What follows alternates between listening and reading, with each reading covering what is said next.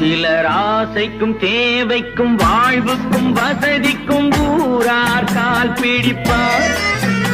ஒரு மானமில்லை அதில் ஈனமில்லை, அவர் எப்போதும் வால் பிடிப்பார். எதிர்காலம் வரும் என் கடமை வரும், இந்த கூட்டத்தின் ஆட்டத்தை ஒழிப்பேன். பொது நீதியிலே புது பாதையிலே வரும் நல்லோர் முகத்திலே விழிப்பேன். வரும் நல்லோர் முகத்திலே விழிப்பேன்.